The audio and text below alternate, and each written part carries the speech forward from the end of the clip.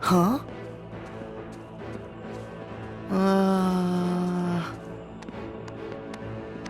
No fanfare? Brr.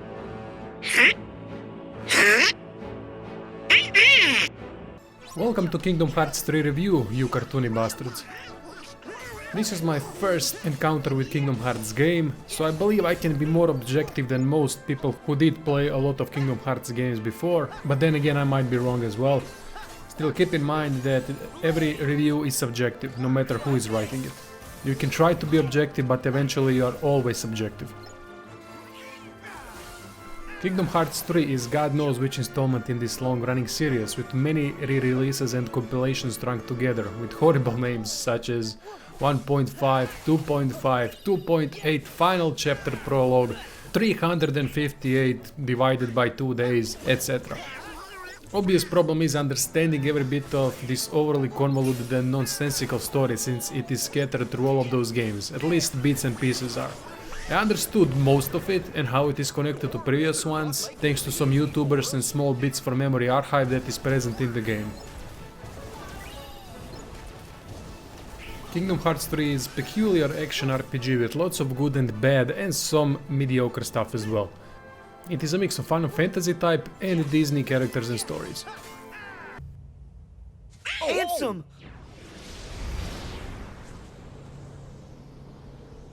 Semnis!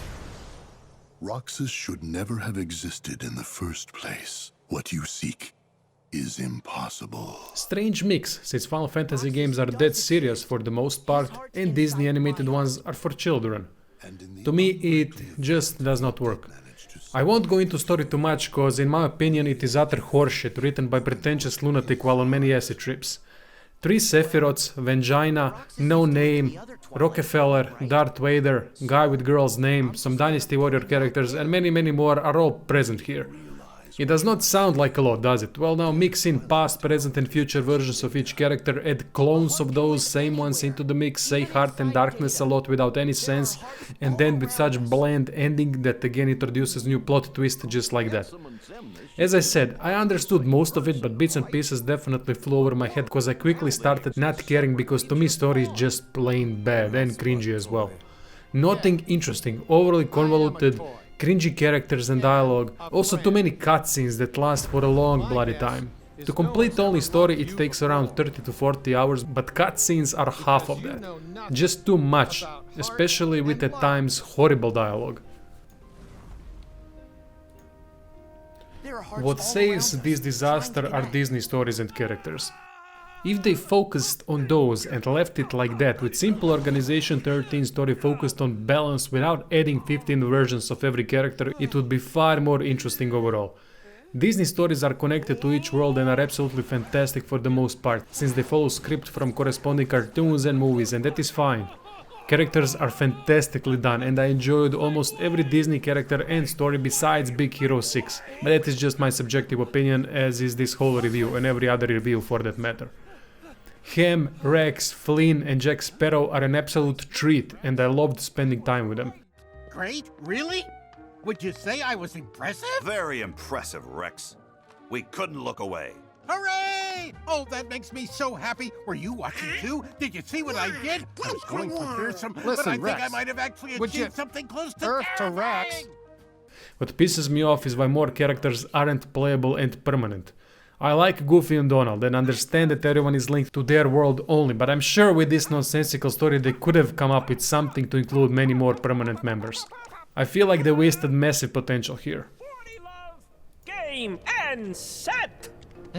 I'm not cut out for this racket. This section contains some spoilers because I will be talking about worlds. Most worlds are amazingly done, with incredible attention to detail. Worlds in the game are Olympus, Twilight Town, Kingdom of Corona, Toy Box, Monstropolis, Arendelle, Caribbean, San Francisco, 100 Acre Wood and Keyblade Graveyard. My favorites are definitely Caribbean and Toy Box. Caribbean looks stunning with beautiful lush islands and great looking sea. It introduces also different way of traveling, which is by ship, that can be upgraded through combat and white crabs. Ship combat is simple and quickly becomes boring due to enemy ships spawning all the bloody time. Exploring islands, however, is always fun, since you never know what treasures can be found. Toy Box was fascinating to me as well because of toy stores with ton of toys packed and put on shelves. This location is every kid's wet dream. Not to say other worlds are bad, because they are not. Every world is beautifully crafted except, again, San Francisco, but that might be just due to lore of Big Hero 6 and Square Enix could not have done anything about it. I wouldn't know since I'm not familiar with that particular world and characters.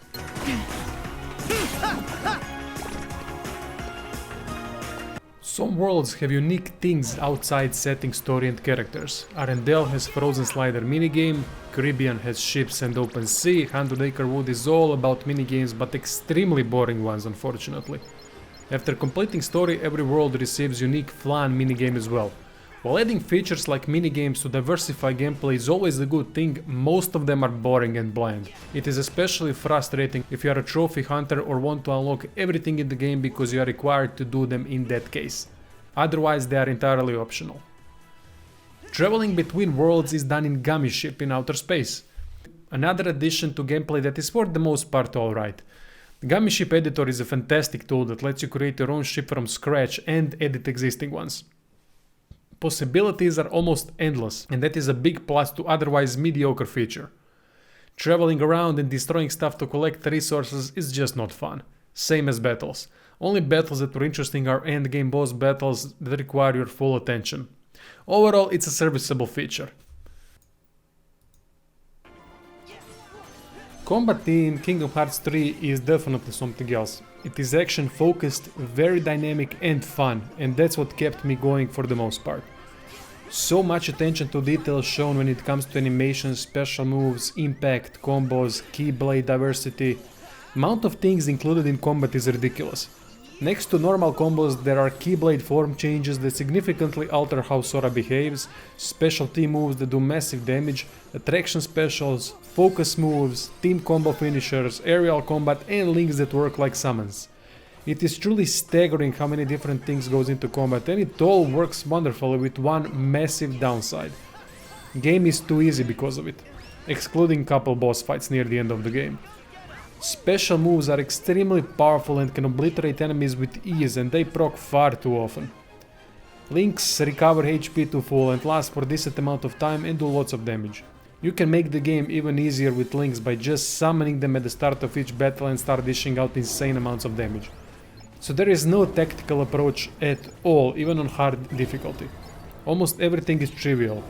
On hard I have died maybe 10 times overall, with most of these deaths coming from Keyblade graveyard boss fights. Visited shop maybe couple of times to buy something in about 60 to 70 hours of game time. Simply didn't need anything, didn't even use food and barely used any items at all. Endgame is also quite weak. Nothing to do besides battle gates and collectibles, so that ultima weapon you worked hard for will not see much use. It is really a shame because combat is so much fun with amazing special effects and it runs smooth as well. Increased difficulty would add so much more to it. Character progression is simplistic and shallow, unfortunately. Keyblades are the only thing that add depth to how character plays out. Stats level automatically and abilities are gained while leveling up for the most part. At the beginning of the game you have two choices to make as to which starting class you want to be and to focus on either health points, magical points or balance it all out. Classes don't matter much since everyone receives same abilities just in different order. At around level 50 everyone will have unlocked everything. To use these abilities you need enough ability points and these are acquired through leveling and items. On lower levels ability system plays important role and it is not a bad system at all because it limits what you can do, but during the end game almost everything becomes available due to high amount of ability points. Just not much to play around with. Visually and acoustically game is top notch. Characters and worlds are done with fantastic attention to detail and it looks stunning at times, especially Caribbean. It all plays out smooth as well with rare hiccups in my case. Expected nothing less from Square Enix since they are masters when it comes to graphics and audio. Music, effects and voiceovers are top notch as well. No complaints at all when it comes to graphics and audio. To conclude, Kingdom Hearts 3 is a game with huge identity crisis. It has simple RPG system, characters from Disney cartoons and their stories, and easy overall difficulty, which would suggest the game's target audience would be children. But then there is this overly convoluted, nonsensical story that even adults have trouble understanding, fast-paced combat with lots of variety and possibilities, and serious Final Fantasy type characters which would suggest the target audience are not children. It is extremely confusing game that does not know what it wants to be, and that is why you might see wide variety of scores for this game, based on what you like and want from it. To me there are lots of downsides, but upsides are so damn good that I have to give it 6 out of 10, which would translate to above average game. With tougher difficulty it would be an easy 7, which would mean good game, and I believe they will add that eventually. That would be all, thank you all for watching, I hope you liked this review, see you all soon.